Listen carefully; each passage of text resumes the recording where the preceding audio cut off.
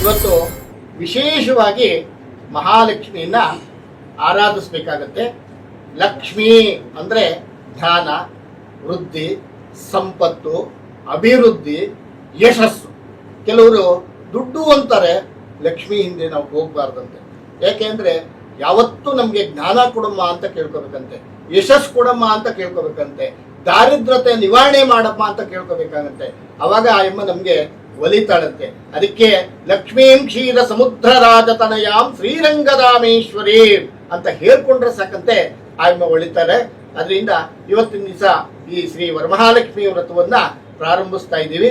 ಮತ್ತೆ ನಮ್ಮ ಈ ಸ್ತ್ರೀ ಚಾನಲ್ MD ಆದಕ್ಕಂತ ಮಂಜುನಾಥ್ ಸರ್ ಅವರಿಗೆ ಆಯುರಾರೋಗ್ಯ ಐಶ್ವರ್ಯ ಅಭಿವೃದ್ಧಿ ಕೊಟ್ಟು, ಯಶಸ್ಸು ಕೊಟ್ಟು, ಆಯುಷ್ಯ ಆರೋಗ್ಯ ಅಭಿವೃದ್ಧಿ, ಧನಧಾನ್ಯ ಸಮೃದ್ಧಿ ಯಶಸ್ಸು ಕೊಟ್ಟು ಸ್ತ್ರೀ ಚಾನಲ್ ದಿನೇ ದಿನೇ ವಾರೇ ವಾರೇ ಮಾಸೆ ಮಾಸೆ ವರ್ಷೆ ವರ್ಷೆ ದೀನ ಪರ್ಯಂತಂ ಜನಾಕರ್ಷಣ ಧನಾಕರ್ಷಣ ಅಭಿವೃದ್ಧಿ ದ್ವಾರ ಮಹಾಲಕ್ಷ್ಮಿ ಸ್ಥೈರ್ಯತ ಅನುಗ್ರಹ ಸ್ಥಿರಸ ಬೃಂದಾವಿ.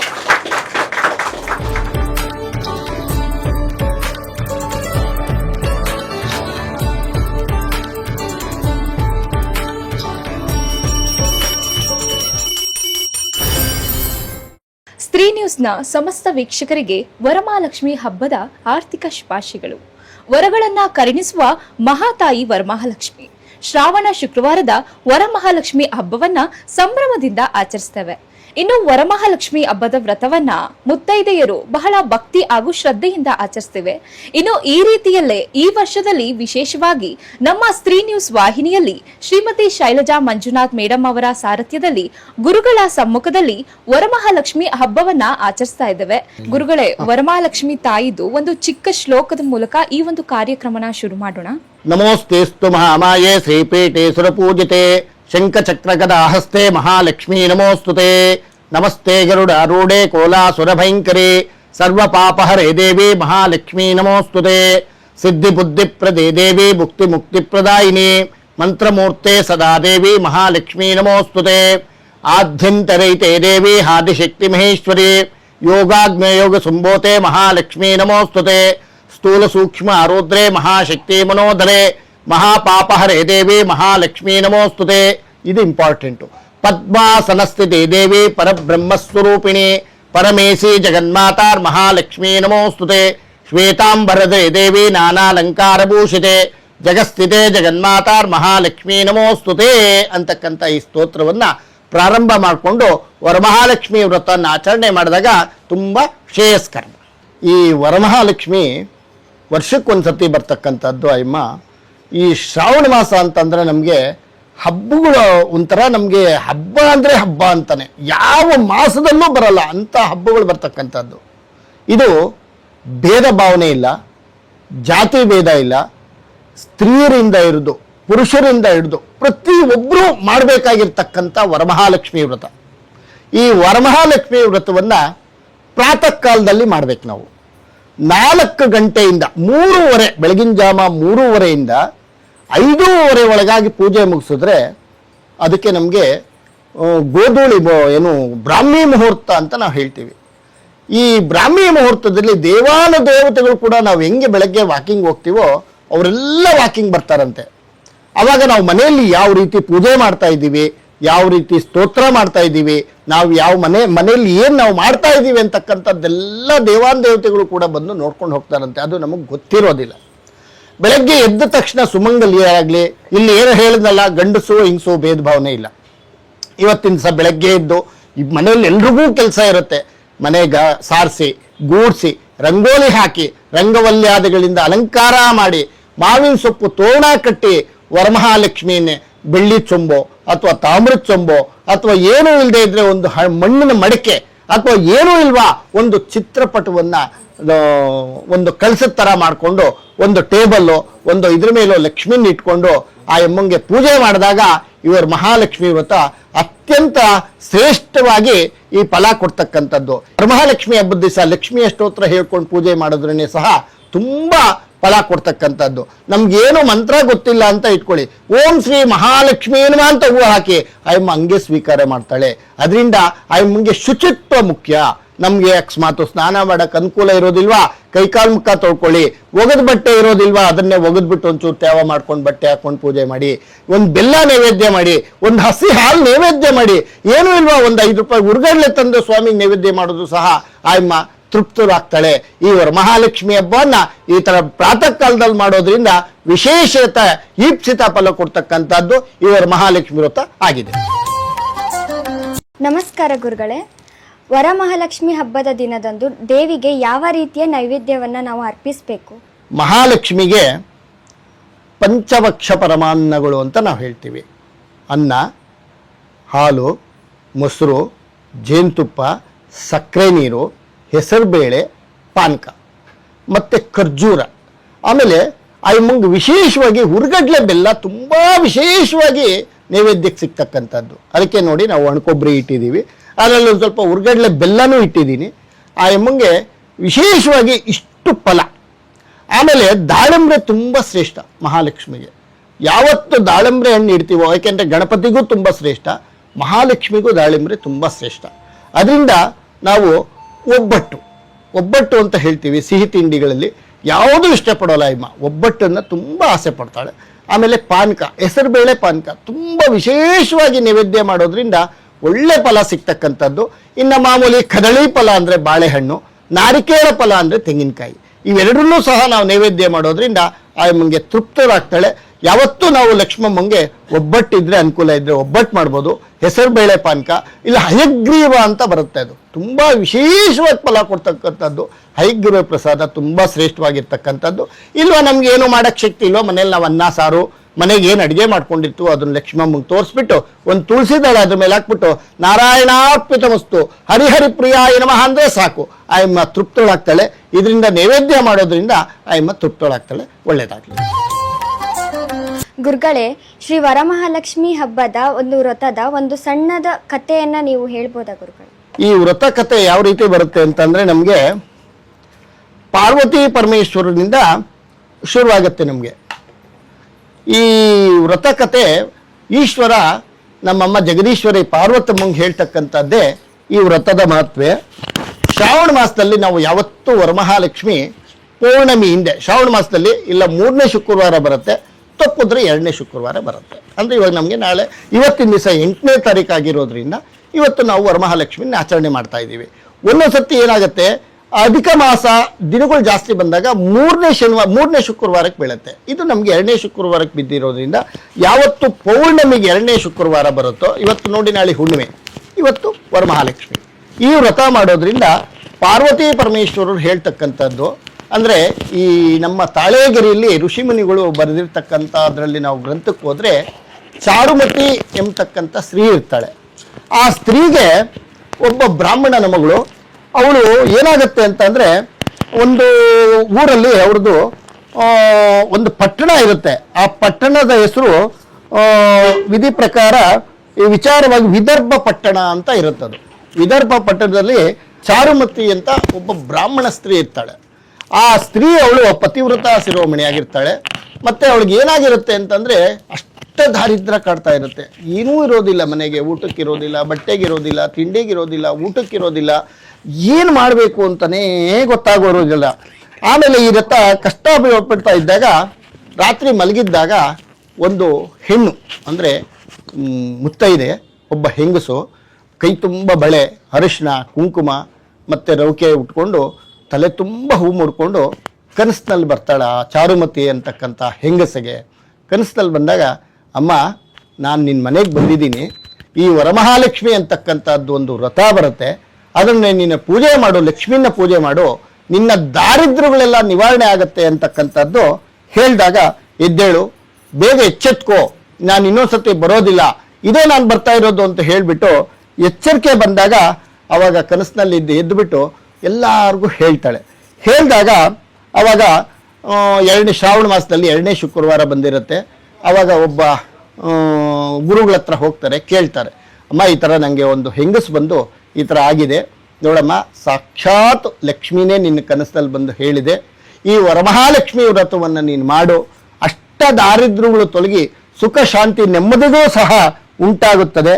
ಮತ್ತೆ ಇದನ್ನ ನೀನು ಎಲ್ಲರಿಗೂ ತಿಳಿಸಿಪಡಿಸು, ನೀನಲ್ಲದೆ ಎಲ್ರಿಗೂ ಹೇಳು ಅಂತ ಹೇಳಿದಾಗ ಅವಾಗ ಆ ವ್ರತ ಮಾಡಿದಾಗ ಆ ಚಾರುಮತಿ ಅಂತಕ್ಕಂಥ ಹೆಣ್ಣು ಮಗಳು ದಿನೇ ದಿನೇ ದಾರಿದ್ರ್ಯ ನಿವಾರಣೆ ಆಗಿ ಯಶಸ್ಸು ಸಿಕ್ಕಿ ಸಕಲ ಸಂಪತ್ತು ವೃದ್ಧಿ ಆಗತ್ತೆ.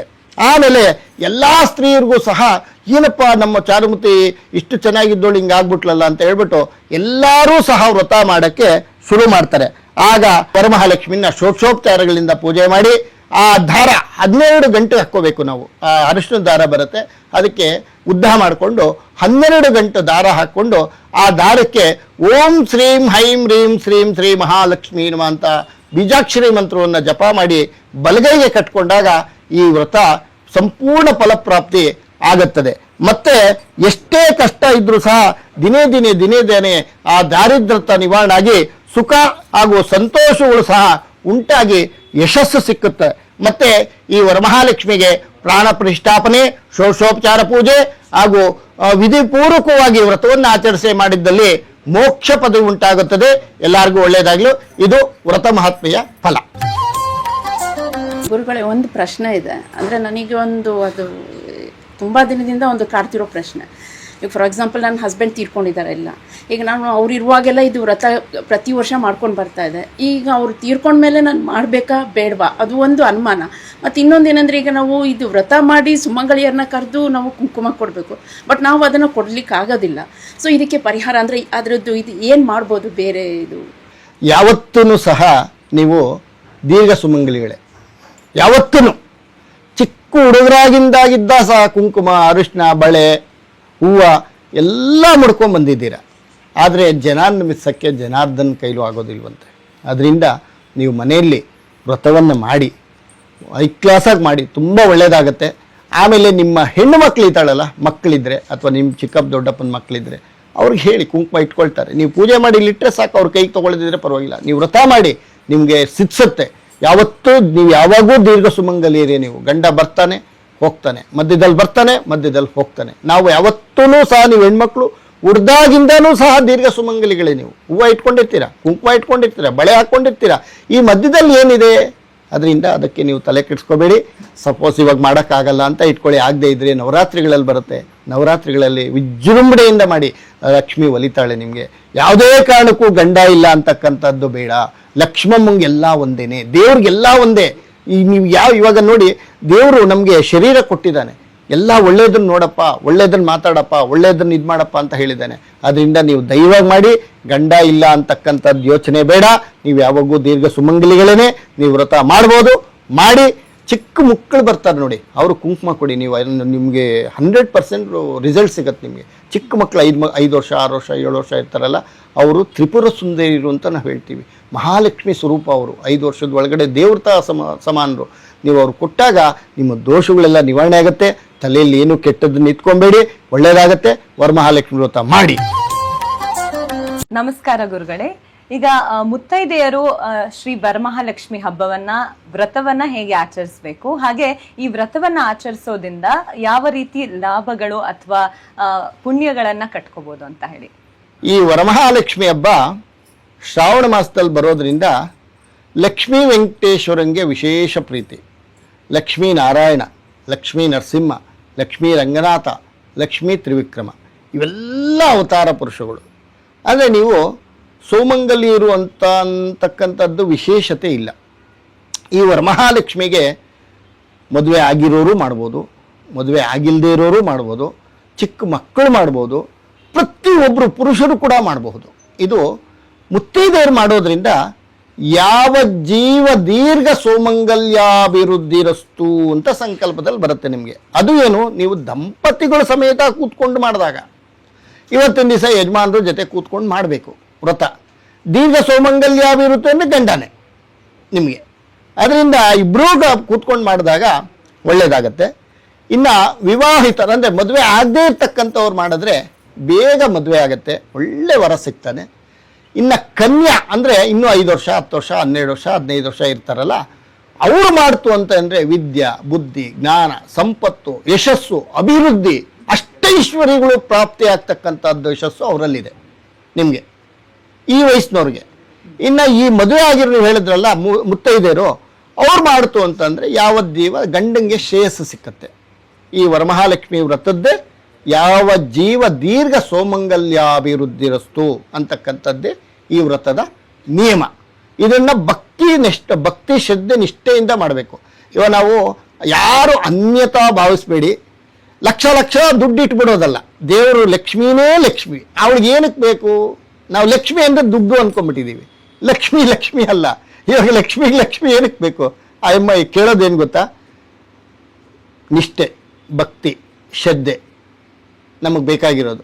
ಆ ಅಮ್ಮ ಕೇಳ್ತಾ ಇರೋದು 2 ಪಾಯಿಂಟು. ನೀನೇನು ಒಳ್ಳೇದು ಮಾಡಿದ್ಯಾ, ಏನು ಕೆಟ್ಟದ್ದು ಮಾಡಿದ್ಯಾ? ಇಲ್ಲಿ ಒಳ್ಳೇದು ಕೆಟ್ಟದ್ದು ನಡೀತಾ ಇರುತ್ತೆ. ಅದರಿಂದ ನಾವು ಎಷ್ಟು ಭಕ್ತಿಯಿಂದ ಆ ಅಮ್ಮನ್ನ ಪ್ರಾರ್ಥನೆ ಮಾಡ್ಕೊಳ್ತೀವೋ ಅಷ್ಟು ಫಲ ಅವ್ರಿಗೆ ಸಿಗ್ತಕ್ಕಂಥದ್ದು. ಇದೇ ಈ ವರಮಹಾಲಕ್ಷ್ಮಿಯ ನಿಯಮ. ಅದ್ಭುತ ಗುರುಗಳೇ.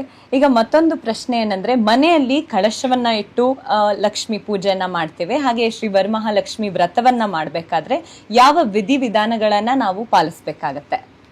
ನೋಡಿ, ಇದು ಇಂಪಾರ್ಟೆಂಟ್ ಪ್ರಶ್ನೆ. ಇವಾಗ ನಿಮ್ಮ ಮನೇಲಿ ಹೆಣ್ಮಕ್ಳು ಅಥವಾ ನೀವು ಮಂತ್ಲಿ ಪೀರಿಯಡ್ ಆಗಿರ್ತಾರೆ ನೋಡಿ, ಆವಾಗ ಅದನ್ನು ಮುಟ್ಟಕ್ಕೆ ಹೋಗಬಾರ್ದು, ಅಶುಚಿ ಆಗಿಬಿಡುತ್ತೆ. ಅದು ಏನಾಗುತ್ತೆ ಅಂದರೆ, ಯಾರಾದರೂ ಒಬ್ಬರಿದ್ರೆ ಅವನ್ನ ರೂಮಲ್ಲಿ ಬಾಲ್ ಹಾಕ್ಬಿಟ್ಟು ಪರವಾಗಿಲ್ಲ ಅವರು ಪೂಜೆ ಆಗೋ ತನಕ ಬರೋದಿಲ್ಲ ಅಂತ ಹೇಳ್ಬಿಟ್ಟು ಕೆಲವರು ಪೂಜೆ ಮಾಡ್ತಾರೆ. ಅದು ಒಂದು ಸ್ವಲ್ಪ ಅಂಟು. ಅದು ಏನಾಗುತ್ತೆ ಅಂದರೆ, ಅದು ಸೃಷ್ಟಿ ನಿಯಮ ಬಂದುಬಿಟ್ಟಿದೆ, ಹೆಣ್ಮಕ್ಳಿಗೆ ಅದೇನು ಮಾಡೋಕ್ಕಾಗೋದಿಲ್ಲ. ಅಟ್ಲೀಸ್ಟ್ ಅವ್ರನ್ನ ಬೇರೆ ಊರಿಗೋ ಅಥವಾ ಬೇರೆ ಪಕ್ಕದ ಮನೆಯವರು ಒಂದು 3 ದಿವಸ 5 ದಿವಸ ಕಳಿಸ್ಬಿಟ್ಟು, ಅಥವಾ ಅವತ್ತಿನ ಪೂಜೆ ದಿವಸ ಆದರೂ ಅದು ಮಾಡಬಾರ್ದು, ಮಡಿಲಿರಬೇಕು. ಯಾವತ್ತೂ ನಿಮಗೆ ವರಮಹಾಲಕ್ಷ್ಮಿನ ಷೋಡಶೋಪಚಾರ ಪೂಜೆ ಅಂತ ನಾವು ಹೇಳ್ತೀವಿ. 16 ಪೂಜೆ ಅಂದರೆ ಕಾಲು ತೊಳೆಯೋದು, ಕೈ ತೊಳೆಯೋದು, ಮಖ ತೊಳೆಯೋದು, ಧೂಪ ದೀಪ ನೈವೇದ್ಯ, ಆಮೇಲೆ ನಾಮ ಪೂಜೆ ನಾಮಾದಿಗಳು, ಇವೆಲ್ಲ 16 ಪೂಜೆ ಬರ್ತಕ್ಕಂಥದ್ದು. ಇದರಲ್ಲಿ ನಿಮಗೆ ಗ್ರಂಥದಲ್ಲಿ ಸಿಕ್ಕತ್ತೆ. ಆ ಗ್ರಂಥ ನೀವು ಇಟ್ಕೊಂಡು, ಸಪೋಸ್ ಎಲ್ರಿಗೂ ಇವಾಗ ಪುರೋಹಿತರು ಸಿಕ್ಕೋದು ತುಂಬ ಕಷ್ಟ ಆಗಿಬಿಟ್ಟಿದೆ. ಇವಾಗ ನಾನು ಹೇಳಿದೆ ಅವಾಗಲೇ, ಏನಪ್ಪ ನಮ್ಮ ಗುರುಗಳು 3:30 5:00 ಮಾಡಿಬಿಡಿ ಅಂತ ಜೋರಾಗಿ ಹೇಳಿಬಿಟ್ರು. ಇವ್ರೇನು ಬಂದು ಮಾಡ್ಕೊಡ್ತಾ ಇದ್ರು, ಒಬ್ರು ಇರ್ತಾರೆ, ಯಾರೋ ಮನೆಗೆ ಒಬ್ಬರು ಮಾಡ್ಕೊಂಬರ್ತಾರೆ, ನಮ್ಮ ಮನೆಗೆ ಯಾರು ಮಾಡಿಸೋರು ಅಂತ ಕೇಳ್ತಾರೆ. ಕೆಲವರು ಕೇಳೋರು ಇದ್ದಾರೆ. ಅದಕ್ಕಾಗಿ ನಿಮ್ಮ ನೀವೇನೇ ಒಂದೊಂದು ಪುಸ್ತಕ ತೊಗೊಂಡ್ರೆ, ಪುಸ್ತಕ ಮಾರ್ಕೆಟಲ್ಲಿ ಎಲ್ಲ ಕಡೆ ಸಿಗುತ್ತೆ ನಿಮಗೆ.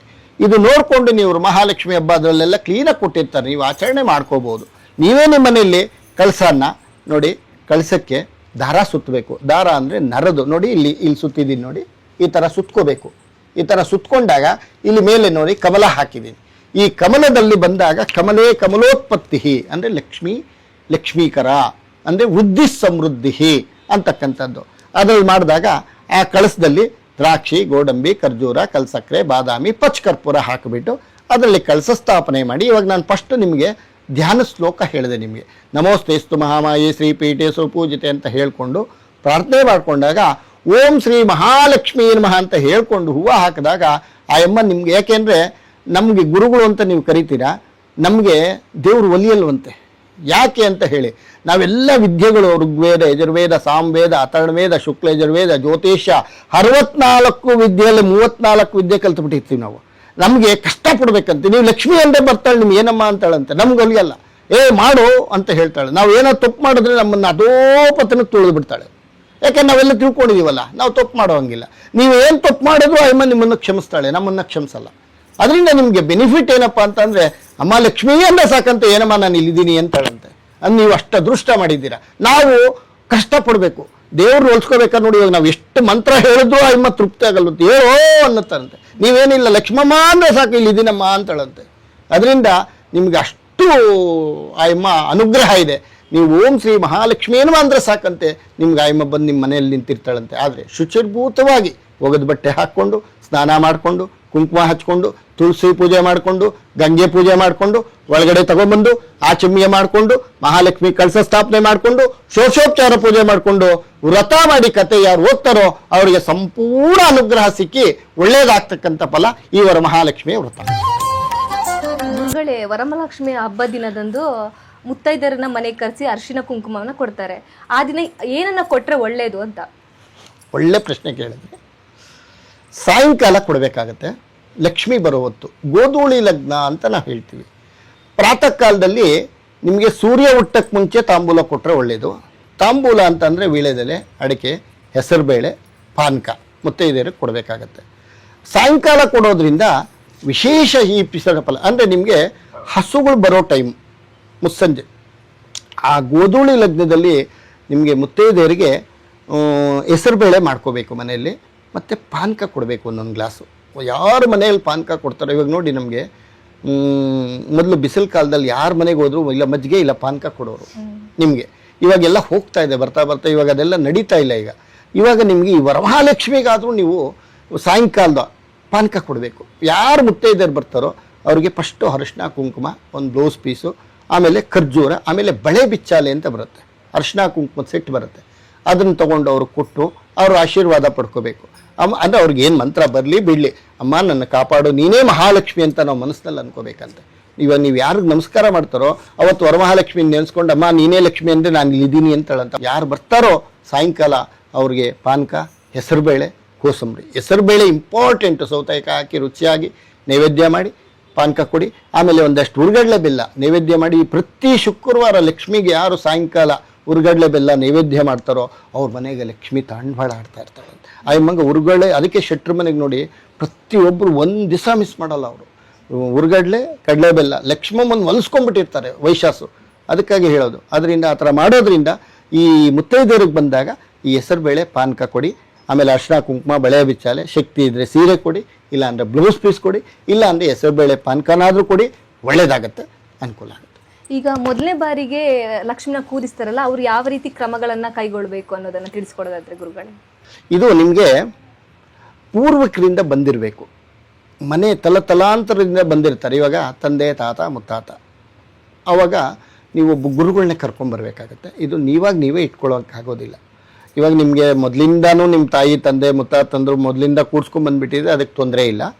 ಈಗ ಹೊಸ್ದಾಗಿ ಮಾಡಬೇಕಾದಾಗ ಗುರುಗಳನ್ನ, ಪುರೋಹಿತರನ್ನ ಕರ್ಕೊಂಬಂದು ಈ ಥರ ನಾವು ಹೊಸದಾಗಿ ಮಾಡ್ತಾಯಿದ್ದೀವಿ, ನಾವು ಯಾವ ರೀತಿ ಮಾಡಬೇಕಾಗತ್ತೆ ಅಂತ ಕೇಳಿದಾಗ ಅವ್ರು ಹೇಳ್ತಾರೆ ನೋಡಿ, ಪ್ರಥಮ ವರ್ಷಾಂಗ ಶ್ರೀ ವರಮಹಾಲಕ್ಷ್ಮಿ ವ್ರತ ಪೂಜಾ ಸಂಕಲ್ಪಿತ ಸಿದ್ಧಿದ್ವಾರ ವರಮಹಾಲಕ್ಷ್ಮಿ ವ್ರತ ಪೂಜಾಂಚ ಕರಿಷ್ಯೆ ಅಂತ ನಾವು ಸಂಕಲ್ಪ ಹೇಳಿಬಿಟ್ಟು ಕಳಸನ್ನು ಕೂಡಿಸ್ಬೇಕಾಗತ್ತೆ. ಇದು ಗೊತ್ತಿರುತ್ತೆ ಪುರೋಹಿತರಿಗೆ. ಅವ್ರನ್ನ ಗುರುಗಳ ಅಪ್ಪಣೆ ತೊಗೊಂಡು ಮನೆ, ಯಾಕೆಂದರೆ ಹೊಸದಾಗಿ ಮೊದಲಿಂದ ಬಂದುಬಿಟ್ಟಿದ್ರೆ ನಿಮ್ಗೆ ಯಾರನ್ನೂ ಏನು ಕೇಳಬೇಕಾಗಿಲ್ಲ. ಇದು ಹೊಸದಾಗಿ ಪ್ರಪ್ರಥಮವಾಗಿ ಮಾಡಿದಾಗ ಈ ಸಂಕಲ್ಪ ತಗೋಬೇಕಾಗತ್ತೆ. ಈ ಸಂಕಲ್ಪ ತಗೊಂಡು ಮಾಡಿದಾಗ ಅವ್ರಿಗೆ ಸಿದ್ಧಿಸುತ್ತೆ, ಅನುಕೂಲ ಆಗುತ್ತೆ.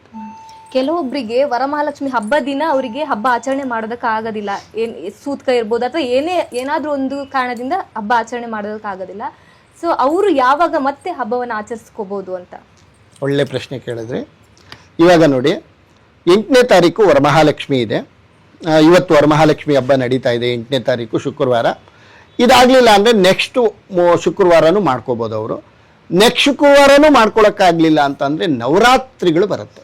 ಆ ನವರಾತ್ರಿ ಹಬ್ಬದಲ್ಲಿ ನಿಮಗೆ ಸರಸ್ವತಿ ಪೂಜೆ ಮೂಲಾ ನಕ್ಷತ್ರ ದಿವಸ ಮಾಡಿದ್ರೆ ತುಂಬ ವಿಶೇಷ ಫಲ, ಈಪ್ಸಿತ ಫಲ ಕೊಡ್ತಕ್ಕಂಥದ್ದು. ಆಮೇಲೆ ಅಷ್ಟಮಿ ದಿವಸ, ಅಷ್ಟಲಕ್ಷ್ಮಿ ಅಂತ ನಾವು ಹೇಳ್ತೀವಿ, ಅಷ್ಟಮಿ ದಿವಸ ಮತ್ತು ಮೂಲಾ ನಕ್ಷತ್ರದ ದಿವಸ ಈ ವರಮಹಾಲಕ್ಷ್ಮಿಯನ್ನು ಆಚರಣೆ ಮಾಡಿದ್ರೆ ಒಳ್ಳೆ ಫಲ ಸಿಗ್ತಕ್ಕಂಥದ್ದು. ಇದನ್ನು ನವರಾತ್ರಿಗಳಲ್ಲಿ ಆಚರಣೆ ಮಾಡ್ಬೋದು, ತುಂಬ ಅನುಕೂಲ ಆಗುತ್ತೆ. ಇನ್ನು ಲಕ್ಷ್ಮಿ ಕಲಶ ಕದಳಿಸೋದು ಎಷ್ಟೊತ್ತಿಗೆ ಕದಳಿಸಬಹುದು ಅಂತ? ಈಗ ನಿಮಗೆ ಶುಕ್ರವಾರ ಆಗಿದ್ರು 10:30 ಇಂದ 12 ಗಂಟೆ ತನಕ ರಾವ್ಕಾಲ ಇರುತ್ತೆ, ಮುಗಿದೋಗುತ್ತೆ. 12 ಗಂಟೆ ಮೇಲೆ ಕಲಿಸ್ಕೋಬೋದು, ಇಲ್ಲ ಸಾಯಂಕಾಲ ತನಕ ಇದ್ದು ರಾತ್ರಿ ಒಂದು 8:30, 9 ಗಂಟೆ ಮೇಲೆ ವಿಸರ್ಜನೆ ಮಾಡಬೇಕಾಗತ್ತೆ. ಯಜ್ಞೇನ ಯಜ್ಞಮಯಜಂತ ದೇವಾಹ ತಾನಿ ಧರ್ಮಾಣಿ ಪ್ರಥಮಾನ್ಯಾಸನ್ನೋತೆ ಹನಾಕಂ ಮಹಿಮಾನಸ್ಸಚಂತೆ ಯತ್ರ ಪೂರ್ವೇ ಸಾಧ್ಯ ಸಂತಿ ದೇವಾಹ ಅಂತ ಈ ಮಂತ್ರ ಬರುತ್ತೆ. ಅದು ಹೇಳಿಬಿಟ್ಟು ವಿಸರ್ಜನೆ ಮಾಡಬೇಕಾಗತ್ತೆ. ಇಲ್ಲ ಗಂಟೆ ಹಿಂಗೆ ಅಲ್ಲಾಡಿಸ್ಕೊಂಡ್ಬಿಟ್ಟು ಒಂಚೂರು ಘಂಟಾನಾದ ಮಾಡಿಬಿಟ್ಟು ಹಿಂಗೆ ಮಾಡಿಬಿಟ್ಟು, ಅಮ್ಮ ತಾಯಿ ನನಗೇನು ಗೊತ್ತಿಲ್ಲ, ನಾನು ಈ ಥರ ನಿನ್ನ ವಿಸರ್ಜನೆ ಮಾಡ್ತಾ ಇದ್ದೀನಿ ಅಂತ ಹೇಳ್ಬಿಟ್ಟು ಅಲ್ಲಾಡಿಸಿದ್ರು ನಡೆಯುತ್ತೆ. ರಾತ್ರಿ 9 ಗಂಟೆ ಮೇಲೆ ಮಾಡಬೇಕು. ಲಕ್ಷ್ಮಿಗೆ ಮಂಗಳಾರತಿ ಮಾಡೋ ಸಂದರ್ಭ ಯಾವುದು, ಯಾವ ಸಮಯದಲ್ಲಿ ಮಾಡಬೇಕು ಅಂತ? ಲಕ್ಷ್ಮಮ್ಮಂಗೆ ಇವಾಗ ನಿತ್ಯ ಕರ್ಮಾನುಷ್ಠಾನ, ನಾವು ಹೆಂಗೆ ಸ್ನಾನ, ಸಂಧ್ಯಾ ವಂದನಾದಿಗಳು ಮತ್ತು ತಿಂಡಿ, ಊಟ, ಬಟ್ಟೆ, ನಮ್ದು ಏನು ನಿತ್ಯ ಕರ್ಮಾನುಷ್ಠಾನ ಏನು ನಡೀತೀವೋ ಅದು ನಡೀತಾ ಇರುತ್ತೆ. ನೀವು ಆದಷ್ಟು ಪ್ರಾತಃ ಕಾಲದಲ್ಲಿ 6ರಿಂದ 7 ಗಂಟೆ ಒಳಗಾಗಿ ಮಹಾಮಂಗಳಾರತಿ ಮಾಡಿದ್ರೆ ತುಂಬ ವಿಶೇಷ. ಸೂರ್ಯ ಹುಟ್ಟಕ್ಕೆ ಮುಂಚೆ ಮುಸ್ಸಂಜೆ 6ರಿಂದ 7ವರೆಗೆ ಗೋಧೂಳಿ ಲಗ್ನ, ಹಸುಗಳೆಲ್ಲ ಮನೆಗೆ ಬರೋ ಟೈಮು. ಗೋಧೂಳಿ ಲಗ್ನದಲ್ಲಿ ಮಹಾಮಂಗಳಾರತಿ ಮಾಡಿದ್ರೆ ಅವ್ರ ಮನೆಗೆ ದರಿದ್ರ ಅನ್ನೋದೇ ಕಾಡೋದಿಲ್ಲ. ಅಷ್ಟು ಒಳ್ಳೆ ಫಲ ಇದೆ, ಅಷ್ಟು ಅನುಕೂಲತೆ ಇದೆ, ತುಂಬ ಒಳ್ಳೇದಾಗುತ್ತೆ. ಇದೀಗ ಗುರುಗಳೇ, ಈಗ ಬಹಳಷ್ಟು ಜನಕ್ಕೆ ವ್ರತವನ್ನ ಮಾಡ್ಬೇಕಾದ್ರೆ ಕಳಶವನ್ನ 1 ದಿನ ಇಡ್ಬೇಕಾ ಅಥವಾ 3 ದಿನ ಇಡ್ಬೋದಾ ಅನ್ನೋ ಒಂದು ಅನುಮಾನ ಇರುತ್ತೆ. ಪದ್ಧತಿ ಗೊತ್ತಿರಲ್ಲ, ಯಾವ ಪದ್ಧತಿ ಸರಿ ಇದೆ ಅಂತ ಹೇಳಿ. ಯಾಕೆಂದ್ರೆ ನಮ್ಮ ದೇವಸ್ಥಾನಕ್ಕೆ ಲಕ್ಷ್ಮೀ ನರಸಿಂಹಸ್ವಾಮಿ ದೇವಸ್ಥಾನಕ್ಕೆ ಬರ್ತಾ ಇರ್ತಾರೆ, ಕೆಲವರು ಹೇಳ್ತಾರೆ ಗುರುಗಳೇ ಗಣಪತಿನ ಕೂಡಿಸ್ದಾಗೆ 1 ದಿವಸ 2 ದಿವಸ 5 ದಿವಸ 9 ದಿವಸ 11 ದಿವಸ ಈ ಥರ ಇಟ್ಕೋಬೇಕು ಅಂದ್ಕೊಂಡಿರ್ತೀವಿ ಗುರುಗಳೇ, ಇಟ್ಕೋಬೋದಾ ಅಂತಾರೆ. ಲಕ್ಷ್ಮಮ್ಮಂಗೆ ಶುಕ್ರವಾರ ಬಿಟ್ಟರೆ ಆ ಅಮ್ಮ ಯಾರ ಮನೆಗೂ ಇರೋದಿಲ್ಲ. ಯಾಕೆ ಅಂತಂದರೆ ಲಕ್ಷ್ಮಿ ಚಂಚಲೆ, ಸರಸ್ವತಿ ಶಾಶ್ವತ. ಅದಕ್ಕೆ ನೋಡಿ, ಲಕ್ಷ್ಮಿ ಇರೋ ಕಡೆ ಸರಸ್ವತಿ ಇರಲ್ಲ, ಸರಸ್ವತಿ ಇರೋ ಕಡೆ ಲಕ್ಷ್ಮಿ ಇರಲ್ಲ. ಇವೆರಡು ಕಾಂಬಿನೇಷನ್ ತೊಗೊಂಡ್ರೆ, ಅದಕ್ಕಾಗಿ ನಾವು ಏನು ಮಾಡಬೇಕು ಅಂತಂದರೆ ಭಕ್ತಿ ಶ್ರದ್ಧೆಯಿಂದ ಅವತ್ತು ಶುಕ್ರವಾರ ಏನೇನು ಪೂಜೆ ಬರುತ್ತೋ, ಏನೇನು ಸ್ತೋತ್ರ ಬರುತ್ತೋ ಎಲ್ಲ ಹೇಳ್ಕೊಂಡ್ಬಿಟ್ಟು ಆ ಅಮ್ಮನ್ನ ತೃಪ್ತಿಪಡಿಸ್ಕೊಂಡು ಮಾರನೇ ದಿವಸ ವಿಸರ್ಜನೆ ಮಾಡೋದು ಒಳ್ಳೆಯದು. ಇಲ್ಲಿ 3 ದಿವಸ 5 ದಿವಸ ಈ ಥರ ವರಮಹಾಲಕ್ಷ್ಮಿ ವ್ರತದಲ್ಲಿ ನನಗೆ ತಿಳ್ಕೊಂಡಾಗೆ ನಮ್ಮ ಗ್ರಂಥಗಳಲ್ಲಿ, ಏಕೆಂದರೆ ನನ್ನ ಹತ್ರ 10,000 ಗ್ರಂಥಗಳಿದೆ. ನನ್ನ ಹತ್ರ ತಾಳೆಗಿರಿ ಇದೆ, 10,000 ಗ್ರಂಥಗಳಿದೆ. ಆಮೇಲೆ ನಮ್ಮದು ಋಷಿಮುನಿಗಳು ಬರೆದಿರ್ತಕ್ಕಂಥ ತಾಳೆಗಿರಿ ಎಲ್ಲ ನನ್ನ ಹತ್ರ ಇದೆ. ಯಾವುದರಲ್ಲೂ ಅದರಲ್ಲಿ ನನಗೆ 5 ದಿವಸ 3 ದಿವಸ ಕೂಡಿಸ್ಬೇಕು ಅಂತಕ್ಕಂಥದ್ದು ನನಗೆಲ್ಲೂ ಕಾಣ್ತಾ ಇಲ್ಲ. ಈಗೇನೋ ಲೇಟೆಸ್ಟಾಗಿ ಮಾಡ್ಕೊಂಡಿದ್ರೆ ಏನಾಗುತ್ತೆ ಅಂದರೆ ಅದು ಗೊತ್ತಿಲ್ಲ. ಯದ್ಭಾವಂ ತದ್ಭವತಿ, ಅವ್ರವ್ರ ಇಷ್ಟ ಇದ್ರೆ ಇಟ್ಕೋಬೋದು, ಕಷ್ಟವಾದರೆ ಬಿಡ್ಬೋದು. ಒಂದೇ ದಿವಸ ವರಮಹಾಲಕ್ಷ್ಮಿಗಿರೋದು ಶುಕ್ರವಾರ ಬಿಟ್ಟರೆ ಮುಗಿದೋಯ್ತು. ರಾತ್ರಿ 9 ಗಂಟೆಗೆ, ಏಕೆಂದರೆ 6ರಿಂದ 7ವರೆಗೆ ಅಮೃತ ಸಿದ್ಧಿ ರಾಜಯೋಗ ನಡೆಯುತ್ತೆ ಪ್ರತಿ ಶುಕ್ರವಾರನೂ. ಅದಕ್ಕೆ ಹೇಳಿದ್ದು ನಿಮಗೆ 6ರಿಂದ 7ವರೆಗೆ ಮಹಾಮಂಗಳಾರತಿ ಮಾಡಿ ಉರ್ಗಡ್ಲೆ ಮತ್ತು ಬೆಲ್ಲ ನೈವೇದ್ಯ ಮಾಡಿ ಪ್ರಸಾದ ಸ್ವೀಕರಣೆ ಮಾಡಿಕೊಂಡಾಗ ಈಪ್ಸಿತ ಫಲ ಕೊಡ್ತಕ್ಕಂಥದ್ದು. ಅದರಿಂದ ಅವ್ರವ್ರ ಇಷ್ಟ ಇದ್ರೆ ಇಟ್ಕೋಬೋದು, ಇಲ್ಲ ಅಂದರೆ ಇಲ್ಲ. ಯದ್ಭಾವಂ ತದ್ಭವತಿ, ನಿಮ್ಮ ಮನಸ್ಸಿಗೆ ಬಿಟ್ಟಿರೋ ಅಂಥದ್ದು. ವರಮಹಾಲಕ್ಷ್ಮಿ ಇರೋದು ಒಂದೇ ದಿವಸ. ಸರಿ ಗುರುಗಳೇ, ಇದೀಗ ಮನೆಯಲ್ಲಿ ಕಳಶವನ್ನ ಇಡ್ತೇವೆ ವರಮಹಾಲಕ್ಷ್ಮಿ ವ್ರತವನ್ನ ಮಾಡ್ಬೇಕಾದ್ರೆ, ಆಗ ಯಾವ ರೀತಿ ಅರ್ಚನೆಯನ್ನ ಮಾಡಬೇಕು ಅಂತ ಹೇಳಿ, ಹಾಗೆ ಯಾವ ರೀತಿ ಅರ್ಚನೆಯನ್ನ ಮಾಡಿ ದೇವಿಯ ಒಂದು ಕೃಪೆಗೆ ಪಾತ್ರರಾಗ್ಬೋದು. ಕಳಸ ಅಂತ ಅಂದರೆ ನಿಮಗೆ ಗೊತ್ತೇ ಇರುತ್ತೆ, ವಿಳೆದೆಲೆ ಇಟ್ಕೊಳ್ತೀರಾ ಮಾಮೂಲಿ. ಪ್ರತಿದಿನ ವಾರ ಕಳಸ ಇಟ್ಕೊಂಡಿರ್ತಾರೆ, ಪ್ರತಿಯೊಂದು ಮನೆಯಲ್ಲೂ ಇಡ್ತಾರೆ. 1 ದಿವಸ ಕೂಡ ಮಿಸ್ ಮಾಡಲ್ಲ. ವಾರಕ್ಕೆ ಒಂದ್ಸತಿ ತೆಗೆದ್ಬಿಟ್ಟು ತೊಳೆದ್ಬಿಟ್ಟು ತಿರುಗಿ ಕಳಸ ಇಡ್ತಾರೆ. ನಿಮ್ಗೆ ಅದೇ ಕಳಸಕ್ಕೇನೆ ಸಹ ಎಲ್ಲ ದೇವ್ರನ್ನೂ ಆಹ್ವಾನ ಮಾಡ್ಬೋದು. ಏನಪ್ಪ ಅಂತಂದರೆ ನಿಮಗೆ ಆ ಕಳಸಕ್ಕೆ ಓಂ ಶ್ರೀ ಮಹಾಲಕ್ಷ್ಮೀ ನಮಃ, ಇಲ್ಲ ನಿಮ್ಮ ಮನೆ ದೇವರು ಓಂ ನಮೋ ಶ್ರೀ ಲಕ್ಷ್ಮೀ ನರಸಿಂಹ, ಇಲ್ಲಾಂದರೆ ಈ ನೀವು ಲಕ್ಷ್ಮಿನ ಹೊಲಿಸ್ಕೋಬೇಕಾದ್ರೆ ಫಸ್ಟು ಇಂಪಾರ್ಟೆಂಟು ಮಹಾಲಕ್ಷ್ಮಿ ಸ್ತೋತ್ರಗಳನ್ನ ನೀವು ಹೇಳ್ಕೋಬೇಕಾಗತ್ತೆ. ಆ ಸ್ತೋತ್ರಗಳು ಈ ರೀತಿ ಇರುತ್ತೆ. ಲಕ್ಷ್ಮೀಂ ಕ್ಷೀರ ಸಮುದ್ರ ರಾಜತನಯಾಂ ಶ್ರೀರಂಗದಾಮೇಶ್ವರೀಂ ದಾಸೀಭೂತ ಸಮಸ್ತ ದೇವವನಿತಾಂ ಲೋಕೈಕ ದೀಪಾಂಕುರಾಂ ಅಂತಕ್ಕಂಥ ಮಂತ್ರವನ್ನು ಹೇಳ್ಕೊಂಡಾಗ ಆಮೇಲೆ ಲಕ್ಷ್ಮಿ ಅಷ್ಟೋತ್ರ ಬರುತ್ತೆ, ಮತ್ತೆ ಅಷ್ಟಲಕ್ಷ್ಮಿ ಸ್ತೋತ್ರಗಳು ಬರುತ್ತೆ. ಇದೆಲ್ಲ ಹೇಳ್ಕೊಂಡಾಗ ಲಕ್ಷ್ಮಿ ನಿಮಗೆ ದೇವಿ ಒಲಿತಾಳೆ. ಆಮೇಲೆ ನಿಮಗೆ ಜಾತಕ ರೀತಿಯ ಶುಕ್ರ ಚೆನ್ನಾಗಿರ್ಬೇಕು ಲಕ್ಷ್ಮಿ ಒಲಿಬೇಕಾದ್ರೆ ನಮಗೆ. ಅದಕ್ಕೆ ನೋಡಿ, ನಿಮ್ಗೆಲ್ಲ ಶುಕ್ರ ಚೆನ್ನಾಗಿರೋದಕ್ಕೆ ಮೀಡಿಯಾದಲ್ಲಿ ಕೆಲಸ ಮಾಡ್ತಾ ಇರೋದು. ಶುಕ್ರ ಚೆನ್ನಾಗಿದ್ರೇನೆ ನಾವು ಕ್ಯಾಮ್ರಾ ಮುಂದೆ ಬರಬೇಕಾದ್ರೆ ನಮಗೂ ಶುಕ್ರ ಚೆನ್ನಾಗಿದ್ದಾನೆ, ಯೋಗಕಾರಕ. ನಿಮಗೂ ಶುಕ್ರ ಚೆನ್ನಾಗಿರೋ ಇದ್ದರೆ ಇವೆಲ್ಲ ಬರ್ಬೇಕಾದ್ರೆ ಲಕ್ಷ್ಮಿ ಒಲಿಬೇಕಾದ್ರೆ ಕೂಡ ಶುಕ್ರ ಚೆನ್ನಾಗಿರ್ಬೇಕು. ಅದರಿಂದ ಈ ಲಕ್ಷ್ಮಿ ಅಷ್ಟೋತ್ರ ಬರುತ್ತೆ, ಲಕ್ಷ್ಮಿ ಅಷ್ಟಲಕ್ಷ್ಮಿ ಸ್ತೋತ್ರಗಳು ಬರುತ್ತೆ. ಅದು ಹೇಳ್ಕೊಂಡಾಗ ನಿಮಗೆ ಅನುಕೂಲ ಆಗುತ್ತೆ. ಇದೇ ಥರನೇ ಮಾಡ್ಕೊಂಡು ಹೋದ್ರೆ ಒಳ್ಳೇದಾಗುತ್ತೆ. ಗುರುಗಳೇ, ಈಗ ವರಮಹಾಲಕ್ಷ್ಮಿನ ಒಳಗಡೆ ಬರ್ಮಾಡ್ಕೊಳ್ಳೋದಕ್ಕಿಂತ ಮುಂಚೆ ದಾರಿದ್ರ್ಯ ಲಕ್ಷ್ಮಿನ ಹೊರಗಡೆ ಹಾಕ್ಬೇಕಂತ ಹೇಳ್ತಾರೆ. ಸೊ ಇದು ಯಾವ ವಿಧಿವಿಧಾನದ ಮೂಲಕ ಮಾಡಬೇಕು ಅಂತ? ಓಕೆ, ಇಲ್ಲಿ ದಾರಿದ್ರ್ಯ ಲಕ್ಷ್ಮಿ ಅಂತ ಬರೋದಿಲ್ಲ, ಜ್ಯೇಷ್ಠಾದೇವಿ ಅಂತಕ್ಕಂಥವಳೆ ದಾರಿದ್ರ್ಯ ಲಕ್ಷ್ಮಿ. ಈ ಜ್ಯೇಷ್ಠಾದೇವಿ ಮನೆಗೆ ಸೇರ್ಕೊಂಡ್ಬಿಟ್ರೆ ಮನೆ ಅಷ್ಟ ದಾರಿದ್ರ್ಯ. ಅದಕ್ಕೆ ನಾವು ಫಸ್ಟು ಈಶ್ವರನ ಸ್ತೋತ್ರ ಮಾಡ್ಕೋಬೇಕಾಗುತ್ತೆ. ಅಷ್ಟದಳೋಪರಿ ವೇಷ್ಟಿತ ಲಿಂಗಂ ಸರ್ವ ಸಮುದ್ಭವ ಕಾರಣಲಿಂಗಂ ಅಷ್ಟ ದಾರಿದ್ರ್ಯ ವಿನಾಶಕ ಲಿಂಗಂ ತತ್ಪ್ರಣಮಾಮಿ ಸದಾಶಿವಲಿಂಗಂ ಅಂತಕ್ಕಂಥ ಮಂತ್ರವನ್ನು ಹೇಳ್ಕೊಂಡು ಫಸ್ಟು ಗಂಜಲ, ಅದರಲ್ಲಿ ಹಾಲು, ಮೊಸರು, ಜೇನುತುಪ್ಪ, ಸಕ್ಕರೆ, ಎಳ್ನೀರು, ಗರ್ಕೆ, ಬಿಲ್ಪತ್ರೆ ಅದರಲ್ಲಿ ಹಾಕ್ಕೊಂಡ್ಬಿಟ್ಟು ಆಮೇಲೆ ಗಂಗೆ ನೀರು ಮಾಡಿಕೊಂಡು ಮನೆಯೆಲ್ಲ ಪ್ರೋಕ್ಷಣೆ ಮಾಡಬೇಕಂತೆ, ಶುದ್ಧಿ ಆಗತ್ತಂತೆ. ಅದೋ ತನಕ ಮನೆ ಶುದ್ಧಿ ಆಗಲ್ಲ. ಯಾಕೆಂದರೆ ಗೋಮಾತೆ, ಗೋಪರಾದೇವತೆ. ಯಾಕೆಂದರೆ ಗಂಜಲದಲ್ಲಿ 333 ಕೋಟಿ ದೇವತೆಗಳು ಇರ್ತಾರಂತೆ ಗಂಜಲದಲ್ಲಿ. ಆ ಮನೆಯೆಲ್ಲ ಶುದ್ಧಿ ಮಾಡಿಕೊಂಡು ಅದೇ ಆಚೆ ಹಾಕ್ತಕ್ಕಂಥದ್ದು. ಈಶ್ವರನ ಮಂತ್ರ ನಾವು ಹೇಳ್ಕೋಬೇಕಂತ. ಅದಕ್ಕೆ ಈ ಮಂತ್ರ ಯಾರು ಹೇಳ್ಕೊಂತಾರೋ ಆ ಮನೆಯಿಂದ ದರಿದ್ರ ಲಕ್ಷ್ಮಿ ಭಯ ಬಿದ್ದುಬಿಡ್ತಾಳಂತೆ. ಭಯ ಬಿದ್ದುಬಿಟ್ಟು ಆಚೆ ಹೊರಟೋಗ್ತಾಳಂತೆ. ಅದಕ್ಕೇನೆ ಯಾವತ್ತು ಈ 5 ಥರ ಅಂದರೆ ಹಾಲು, ಮೊಸರು, ಜೇನುತುಪ್ಪ, ಸಕ್ಕರೆ, ಗಂಜಲ ಮತ್ತು ಗರ್ಕೆ, ಬಿಲ್ಪತ್ರೆ ನೀರೇ ಕಲಿಸ್ಕೊಂಡು ಮನೆಯೆಲ್ಲ ಪ್ರೋಕ್ಷಣೆ ಮಾಡಬೇಕಂತೆ. ಆಮೇಲೆ ಅದಾದಮೇಲೆ ಉಪ್ಪು ಹಾಕ್ಕೊಂಡು ಮನೆಯೆಲ್ಲ ಸಾರಿಸ್ಬೇಕಂತೆ. ಈ ಸಾರಿಸಿದಾಗ ನಿಮಗೆ ಋಣ ರೋಗಾದಿ ಅಷ್ಟ ದಾರಿದ್ರ್ಯಗಳೆಲ್ಲ ನಿವಾರಣೆ ಆಗಿ ಅದನ್ನೇ ದಾರಿದ್ರ್ಯ ದೇವತೆಯನ್ನು ಆಚೆ ಹಾಕ್ತೀವಿ ಅಂತಕ್ಕಂಥದ್ದು ಅರ್ಥ. ಇದು ಮಾಡಿಕೊಂಡ್ರೆ ದಾರಿದ್ರ್ಯ ಲಕ್ಷ್ಮಿ ಆಚೆ ಹೊರಟೋಗ್ತಾಳೆ.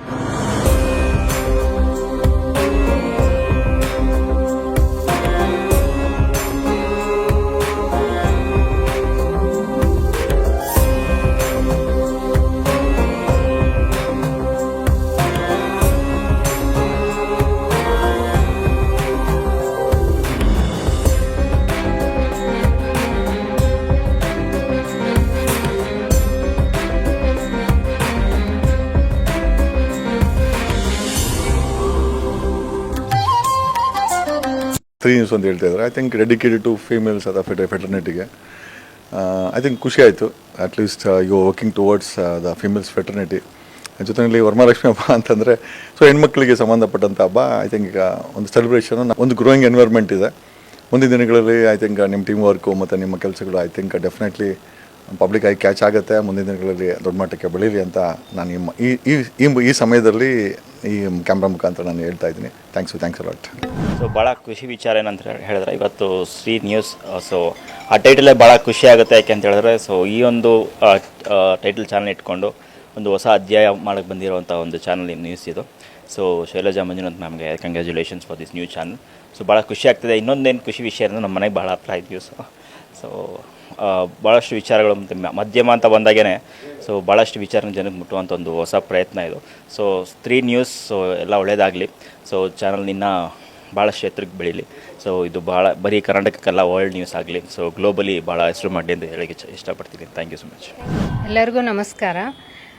ಶೈಲಜಾ ಮಂಜುನಾಥ್ ಮೇಡಮ್ ಅವ್ರಿಗೆ ಈ ಸ್ತ್ರೀ ಚಾನಲ್ ಇವತ್ತು ನಿಜವಾಗ್ಲೂ ಹೆಸರು ಕೇಳ್ತಿದ್ರೇ ತುಂಬ ಪಾಸಿಟಿವ್ ವೈಬ್ಸ್ ಬರ್ತಾ ಇದೆ.